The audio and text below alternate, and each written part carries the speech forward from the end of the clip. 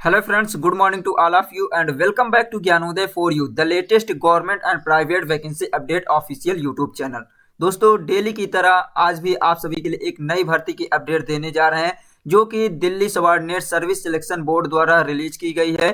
तो दिल्ली अधीनस्थ सेवा चयन बोर्ड द्वारा आप सभी के लिए वैकेंसी रिलीज की गई। इसमें वेरियस पोस्ट के लिए है, डिफरेंट पोस्ट के लिए है, जैसे कि आपको बता दें इसमें फार्मासिस्ट के लिए है और इसमें नर्स के लिए, नर्सिंग अफसर के लिए है, कुक के लिए है। तो इसमें वेरियस पोस्ट के लिए है और इसमें बम्पर वैकेंसी रिलीज की गई है फ्रेंड्स।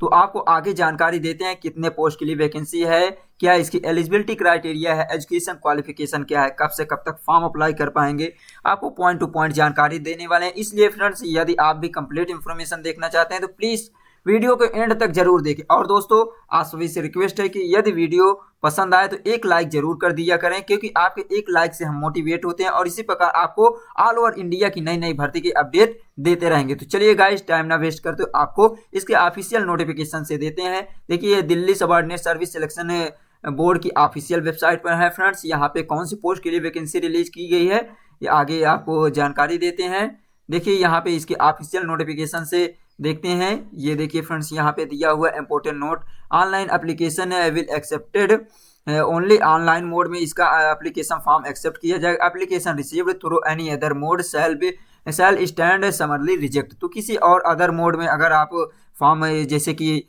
मेल के थ्रू करते हैं तो ये सब रिजेक्ट कर दिया जाएगा। तो देखिए यहाँ पे देखते हैं एडवर्टाइजमेंट नंबर 04/2024 दिया हुआ है। तो ये दिया है the opening date and closing date जो दिया है नीचे दिया है। Opening date for submission online application 13 फरवरी 2024 है। तो 13 फरवरी से आप ऑनलाइन एप्लीकेशन स्टार्ट हो चुका है, फिल कर सकते हैं। और closing date for submission online application जो क्लोजिंग डेट है या लास्ट डेट ऑफ एप्लीकेशन है वो 13 मार्च 2024 है। तो 13 मार्च तक आप फॉर्म अप्लाई कर सकते हैं। तो यहाँ पे देखिए जो वैकेंसी रिलीज की गई है कितने पोस्ट के लिए है, कौन कौन से पोस्ट के लिए कितनी वैकेंसीज है। जैसे फर्स्ट नंबर देखिए यहाँ पोस्ट कोड आपको ध्यान देना है। पोस्ट कोड जैसे 01/24 दिया हुआ है। तो इसमें देखिए नेम ऑफ पोस्ट जो फार्मासिस्ट के लिए दिया हुआ है, यहाँ पे कितनी पोस्ट है फार्मासिस्ट के लिए 318 पोस्ट यानी 318 पोस्ट दिया है। ये ग्रुप सी है। तो ये फार्मासिस्ट ग्रुप सी के लिए दिया हुआ है। यहाँ पे कैटेगरी वाइज भी डिवाइड किया गया, जैसे अनरिजर्व के लिए 96 है, ओबीसी के लिए 96 है, एससी कैंडिडेट के लिए 21, एसटी के लिए 40 और ईडब्ल्यूएस कैंडिडेट के लिए 65 है। इस प्रकार टोटल 318 पोस्ट है। वहीं पे देखिए पीडब्ल्यूडी कैंडिडेट यानी कि दिव्यांग कैंडिडेट के लिए भी 20 पोस्ट है और एक्स सर्विसमैन के लिए भी दिया हुआ है 31 पोस्ट है और एसपी कैंडिडेट के लिए भी यहाँ पे 15 पोस्ट है। तो ये तो एक्स्ट्रा है, ये सामान्य सभी के लिए है और इसमें दिव्यांग और एक सर्विसमैन और एसपी कैंडिडेट के लिए भी दिया हुआ है। तो इस प्रकार ये दिया हुआ है। और पोस्ट कोड सेकंड देखिए दिया हुआ है नर्सिंग अफसर के लिए। देखिए यहाँ पे डिपार्टमेंट भी दिया हुआ है, अलग अलग डिपार्टमेंट द्वारा रिलीज की गई। जैसे ये हेल्थ एंड फैमिली वेलफेयर द्वारा रिलीज की गई है फर्स्ट जो दिया फार्मासिस्ट के लिए। नर्सिंग अफसर जो है ये भी हेल्थ एंड फैमिली वेलफेयर यानी कि स्वास्थ्य एवं परिवार कल्याण मंत्रालय द्वारा रिलीज किया गया है। ग्रुप बी है। इसमें टोटल 1500 से 7 पोस्ट के लिए रिलीज किया गया है। यहाँ पे चेक कर सकते हैं। थर्ड जो दिया है रिसोर्स सेंटर कोऑर्डिनेटर के लिए दिया हुआ है, यानी कि ये दिया है रिसोर्स सेंटर कोऑर्डिनेटर के लिए कितनी पोस्ट है 12 पोस्ट के लिए है। ये डायरेक्टोरेट ऑफ एजुकेशन यानी कि शिक्षा निदेशालय द्वारा रिलीज किया गया है। 12 पोस्ट है इसमें। और यहाँ ये पीडब्ल्यूडी के लिए 1 है। और वहीं पे देखिए आया के लिए दी। आया क्या होता है फ्रेंड्स, अप्रोक्सीमेटली इसमें शायद आया दाई को बोलते हैं, जो उसमें सर्वेंट होते हैं जैसे ब्लॉक में होते हैं उनके लिए। तो ये देखिए दिया हुआ है women and child development department से आया के लिए कितनी पोस्ट है 21 पोस्ट दिया हुआ है। और यहाँ पे और दिया है। तो आया के लिए भी फॉर्म अप्लाई कर सकते हैं। कुक के लिए दिया है, कुक यानी कि जो रसोइया होते हैं या तो जिसे मेस कहते हैं, जो खाना बनाने वाले होते हैं उनके लिए, बावर्ची होते हैं उनके लिए, मेल और फीमेल दोनों कुक के लिए दिया हुआ है। ये भी वही दिया है women and child development department द्वारा रिलीज किया गया है, यानी कि महिला एवं बाल विकास कल्याण मंत्रालय द्वारा रिलीज किया गया है। इसके लिए 18 पोस्ट है और कुक फीमेल के लिए भी 14 पोस्ट है। तो यहाँ पे 18 मेल के लिए और 14 फीमेल के लिए दिया हुआ है। और वहीं पे देखिए दिया हुआ ट्रांसलेटर के लिए, यानी अनुवादक जो होते हैं, हिंदी से इंग्लिश में अनुवाद, इंग्लिश से हिंदी में जो ट्रांसलेशन करते हैं, उनके लिए भी दिया हुआ है। टोटल 2 पोस्ट दिया हुआ है। बी ग्रुप के लिए है, ये क्या है, लेजिस्लेटिव असेंबली सेक्रेटरीट द्वारा है, यानी विधानसभा सचिवालय द्वारा रिलीज किया गया है। इसमें 2 पोस्ट है। नेक्स्ट देखिए दिया हुआ सेक्शन ऑफिसर यानी अनुभाग अधिकारी के लिए दिया human resource Delhi Transco limited द्वारा रिलीज किए गए 4 पोस्ट। तो इस प्रकार आपको ओवरऑल अगर जानकारी दें तो फ्रेंड्स यहाँ पे देखिए कौन कौन से है, जैसे unreserve OBC, SC, ST, EWS के लिए दिए हुए कैटेगरी वाइज, अनरिजर्व या जनरल के लिए 854 पोस्ट है, और ओबीसी के लिए 562 है, एससी के लिए दिया है 143, एसटी के लिए दिया 149, और वहीं पे ईडब्ल्यूएस के लिए दिया 188। तो टोटल 1896 पोस्ट सभी सामान्य वर्ग के लिए है। और पीडब्ल्यूडी दिव्यांग कैंडिडेट के लिए 74 पोस्ट है, एक सर्विसमैन के लिए 36 पोस्ट है, और एसपी कैंडिडेट के लिए 17 पोस्ट दिया हुआ है। तो ये था फ्रेंड्स। और एप्लीकेशन की last date, starting date already बता चुके हैं। Candidate must apply online through website DSSB.online.nic.in। तो यहाँ पे आप इस लिंक से क्लिक करके फॉर्म अप्लाई कर सकते हैं। ये ऑफिशियल वेबसाइट है। यहाँ से आप 13 फरवरी से स्टार्ट हो चुका है और 13 मार्च तक फॉर्म अप्लाई कर पाएंगे। क्लोजिंग डेट का इंतजार ना कीजिए फ्रेंड्स, यहाँ पे आपको फॉर्म अप्लाई करना है तो लास्ट डेट का इंतजार ना करें, फॉर्म अप्लाई कर दीजिए।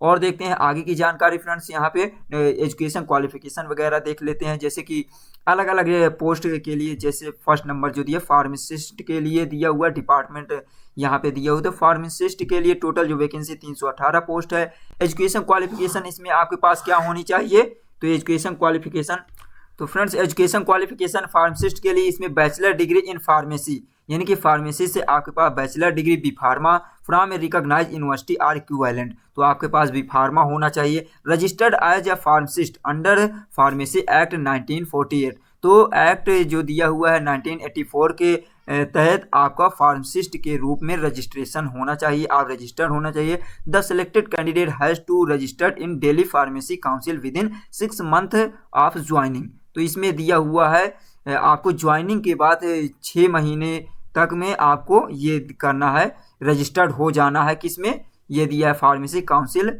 दिल्ली में।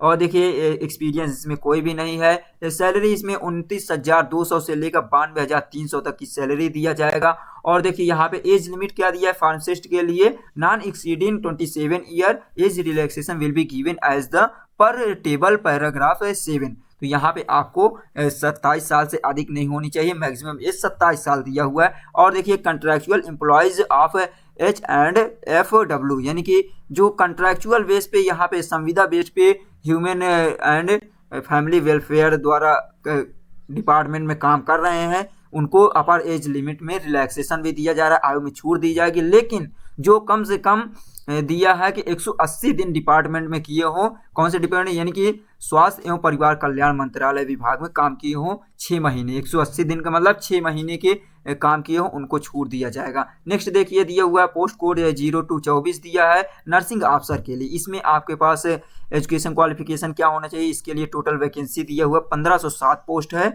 और यहाँ पे पीडब्ल्यूडी के लिए भी 25 पोस्ट दिया है, और यहाँ दिए कैटेगरी वाइज ये भी दिया है। तो इसमें एजुकेशन क्वालिफिकेशन क्या होना चाहिए, नर्सिंग अफसर के लिए, नर्सिंग अफसर के लिए होना चाहिए BSc in nursing from recognised university और इंस्टीट्यूट। तो किसी भी रिकॉग्नाइज्ड या मान्यता प्राप्त यूनिवर्सिटी या इंस्टीट्यूट से आपके पास बीएससी नर्सिंग डिग्री होनी चाहिए, या तो आपके पास regular course in BSc nursing from recognised university in और इंस्टीट्यूट, या आपके पास रेगुलर कोर्स होना चाहिए बीएससी नर्सिंग का, या आपके पास post basic BSc nursing from recognised university और इंस्टीट्यूट। तो आपके पास या तो पोस्ट बेसिक बीएससी नर्सिंग का होना चाहिए, किसी भी यूनिवर्सिटी से होना चाहिए या इंस्टीट्यूट से। और देखिए सेकंड दिया है इसमें रजिस्टर्ड एज ए नर्स और nurse and midwifery from any nursing council. तो किसी भी नर्सिंग काउंसिल या परिषद से आपको एक नर्स या और मिडवाइफरी के रूप में रजिस्टर्ड भी होना चाहिए, जिसे एनएम कहते हैं, इसके रूप में, या registered as nurse and midwifery from Delhi nursing council at the time of appointment. तो आपको नियुक्ति के समय एक आपको रजिस्टर होना चाहिए ऑलरेडी, इसमें दिल्ली के जो नर्सिंग काउंसिल है उसमें भी, या तो आपके पास ये भी डिग्री हो तो भी आप कर सकते हैं। Diploma in general nursing midwifery, GNM की डिग्री हो आपके पास तो भी फॉर्म अप्लाई कर सकते हैं। इसमें भी थर्ड नंबर दिया registered as a nurse and nurse और नर्स मिडवाइफरी, तो आपके पास नर्स या नर्स मिडवाइफरी के रूप में रजिस्टर्ड होना चाहिए किसी भी नर्सिंग परिषद से, या registered as a nurse counselling from Delhi nursing council at the time of appointment, तो आपके नियुक्ति के दौरान आप रजिस्टर्ड होना चाहिए ऑलरेडी। और देखिए इसमें एक्सपीरियंस भी रिक्वायर्ड किया गया है, क्या यहाँ 1 year experience in minimum 50 bedded hospital after ये दिया acquiring the educational qualification mentioned at B above, तो यहाँ पे ये बी में जो दिया है ये आपके पास जो एजुकेशन क्वालिफिकेशन हो इसके साथ साथ आपको 50 बेड वाले हॉस्पिटल में कम से कम 1 साल का एक्सपीरियंस होना चाहिए, ये दिया हुआ है। और देखिए दिया हुआ है एसेंशियल क्वालिफिकेशन के लिए दिया है जो भी एक्सपीरियंस है। सैलरी 44,900 दिया हुआ है नर्सिंग अफसर के लिए, यहाँ पे स्टार्टिंग दिया है। और देखिए इसमें एज लिमिट जो दिया हुआ है not exceeding 30 year age relaxation will be given as per the table paragraph 7, तो यहाँ पे 30 साल के लिए इसमें एज लिमिट दिया हुआ है फ्रेंड्स। तो 30 साल के कैंडिडेट फीमेल, अधिकतर इसमें फीमेल के लिए है ये नर्सिंग अफसर, तो इसमें 30 साल दिया हुआ है। और एज का रिलैक्सेशन की इसे दिया जाए जो 6 महीने तक संविदा में कर चुके हैं, ये दिया हुआ है स्वास्थ्य एवं परिवार कल्याण मंत्रालय में। पोस्ट कोड थर्ड देखिए दिया रिसोर्स सेंटर कोऑर्डिनेटर के लिए दिया हुआ है, तो इसके लिए देख लेते हैं। तो यहाँ पे रिसोर्स सेंटर कोऑर्डिनेटर जिसे संसाधन केंद्र समन्वयक कहते हैं, इसके लिए टोटल जो वैकेंसी रिलीज की गई 12 पोस्ट है। इसमें एजुकेशन क्वालिफिकेशन देखिए क्या होना चाहिए, master degree from recognised university, second दिया है बीएड स्पेशल एजुकेशन, तो आपके पास इसमें मास्टर डिग्री यानी कि पोस्ट ग्रेजुएशन की डिग्री होनी चाहिए, या बीएड होना चाहिए आपका कंप्लीट स्पेशल एजुकेशन से, यह दिया है। और इसमें आपके लिए विकल्प दिया है BEd general education with 1 year diploma in special education और 2 year diploma in special education और post graduate professional diploma in special education, तो आपके पास बीएड होना चाहिए जनरल एजुकेशन से, साथ ही साथ 1 साल का आपके पास डिप्लोमा होना चाहिए स्पेशल एजुकेशन से, या 2 साल का डिप्लोमा होना चाहिए स्पेशल एजुकेशन से, या आपके पास post graduation professional diploma in special education होनी चाहिए। तो आपके पास पोस्ट ग्रेजुएशन है स्पेशल एजुकेशन से तो भी आप फॉर्म अप्लाई कर सकते हैं। और दिया हुआ है बीएड आपका कंप्लीट हो, पोस्ट ग्रेजुएशन प्रोफेशनल सर्टिफिकेट होना चाहिए स्पेशल एजुकेशन से, या तो पोस्ट ग्रेजुएशन डिप्लोमा होना चाहिए ये स्पेशल एजुकेशन मेंटल रिटार्डेशन से होना चाहिए, या पोस्ट ग्रेजुएशन डिप्लोमा होना चाहिए special education multiple disability physical and neurological से होना चाहिए। ये तो और ऑप्शन दिया है पोस्ट ग्रेजुएशन होना चाहिए स्पेशल एजुकेशन से, जैसे locomotor impairment and cerebral palsy से रिलेटेड, या तो secondary level teacher training course in visual impairment से होना चाहिए, या सीनियर डिप्लोमा होना चाहिए इन टीचिंग द डीफ, यानी कि डीफ क्या होता है जो उनको सुनने में प्रॉब्लम होता है उनसे आपके पास होना चाहिए, या तो बीए बीएड इन ये दिया visual inspiration registration with rehabilitation council of India, तो आपके पास रजिस्टर्ड भी होना चाहिए, रजिस्ट्रेशन होना चाहिए रिहैबिलिटेशन काउंसिल ऑफ इंडिया से, तो ये दिया हुआ है। तो ये लगभग इसमें जो दिया हुआ है दिव्यांग कैंडिडेट के लिए भी ये बढ़िया है।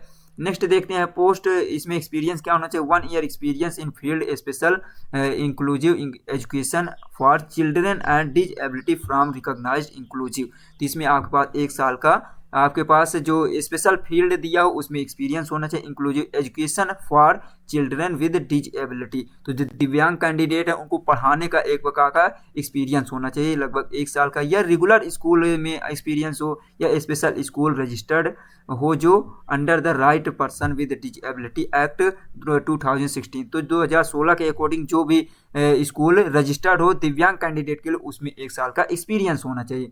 सैलरी कितना है इसमें 47,600 रुपया सैलरी स्टार्टिंग दिया हुआ है, एज लिमिट 30 साल दिया हुआ है, मैक्सिमम एज दिया हुआ है।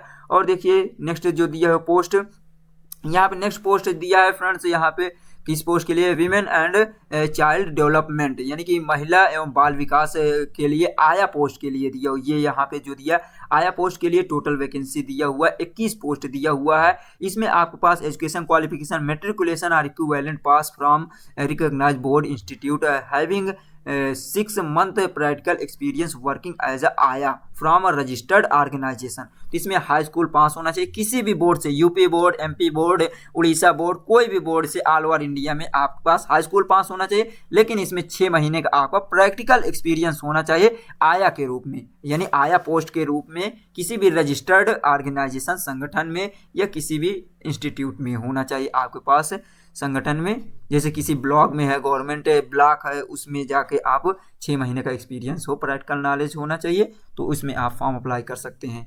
और इसमें सैलरी 18,000 से लेकर 56,900 तक की सैलरी दिया गया है। एज लिमिट आया के लिए दिया 18 से 27 साल दिया हुआ है। और देखिए पोस्ट कोड दिया हुआ कुक के लिए, यानी कि जो बावर्ची होते हैं उनके लिए दिया है कुक। इसमें मेल और फीमेल दोनों के लिए। तो मेल के लिए दिया टोटल पोस्ट 18 पोस्ट है और फीमेल के लिए 14 पोस्ट है। तो यहाँ पे आपके पास हाई स्कूल पास होना चाहिए किसी भी बोर्ड से, और साथ ही साथ आपके पास ये दिया हो certificate of diploma in catering from recognised institute. तो किसी भी इंस्टीट्यूट से आपके पास हाई स्कूल के साथ साथ कैटरिंग में डिप्लोमा होना चाहिए। और इसमें आपका trade skill test for cooking shall be conducted to access suitability. तो आपकी योग्यता को चेक करने के लिए इसमें ट्रेड स्किल भी होगा, यानी कि आपको जैसे खाना पकाने का टेस्ट होता है, ये सब उसमें रिलेटेड क्वेश्चन होंगे। और फिर इसमें सैलरी 18,000 से लेकर 56,000 तक की इसमें भी सैलरी दिया है। एज लिमिट 18 से 27 साल दिया हुआ है। तो इसमें हर पोस्ट के लिए आप जिसके लिए एलिजिबल है फॉर्म अप्लाई कर सकते हैं। इसी तरह महिलाओं के लिए भी कुक के लिए दिया हुआ है, उसमें टोटल 14 पोस्ट दिया हुआ, वही इसमें भी दिया हुआ है कि हाई स्कूल पास होना चाहिए। साथ ही साथ आपके पास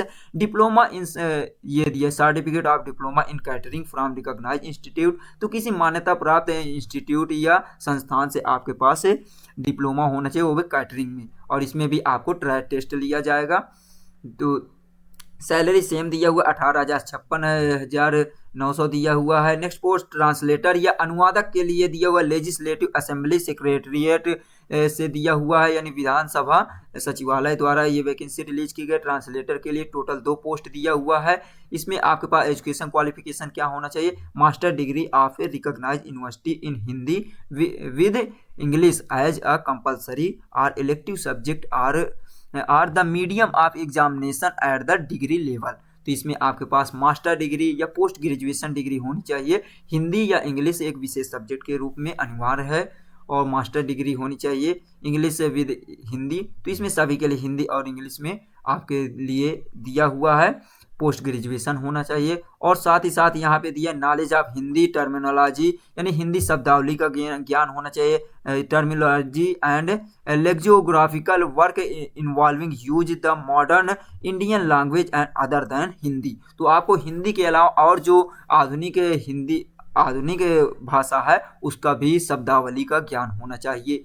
तो और देखिए इसमें सैलरी दिया 35,400 से लेकर 1,12,400 तक की सैलरी ही है। और इसमें एज लिमिट 30 साल दिया हुआ है ट्रांसलेटर के लिए। नेक्स्ट पोस्ट जो दिया है सेक्शन अफसर के लिए दिया हुआ ये, यानी कि अनुभाग अधिकारी के लिए दिया हुआ है। टोटल जो वैकेंसी है 4 पोस्ट है। इसमें आपके पास ग्रेजुएट फ्रॉम रिकॉग्नाइज्ड यूनिवर्सिटी, इसमें ग्रेजुएशन होना चाहिए। पजेस फुल टाइम बैचलर और पोस्ट ग्रेजुएट या master degree in business administration with specialisation in HRD personal management industrial relation from a recognised institute या यूनिवर्सिटी। तो आपके पास ग्रेजुएशन होना चाहिए ये, और साथ ही साथ आपके पास ग्रेजुएशन हो या मास्टर पोस्ट ग्रेजुएशन डिग्री हो, एमबीए जिसे कहते हैं, यानी कि बिजनेस इन एडमिनिस्ट्रेशन एमबीए होना चाहिए। तो आप इसमें फॉर्म अप्लाई कर सकते हैं। और देखिए इसमें टोटल जो एक्सपीरियंस भी दिया है कि 2 year post qualification experience in HR matter administration, यानी ह्यूमन रिसोर्स मैटर से रिलेटेड आपके पास 2 साल का इसमें क्वालिफिकेशन होना चाहिए, पोस्ट क्वालिफिकेशन एक्सपीरियंस होना चाहिए। नेक्स्ट देखिए सैलरी दिया हुआ है इसमें 10,900 से लेकर 34,000 तक की इसमें सैलरी दिया हुआ है। और इसमें एज लिमिट दिया हुआ है 27 साल। तो ये था फ्रेंड्स इसमें रिलेटेड एलिजिबिलिटी क्राइटेरिया, ये सब आप चेक कर सकते हैं।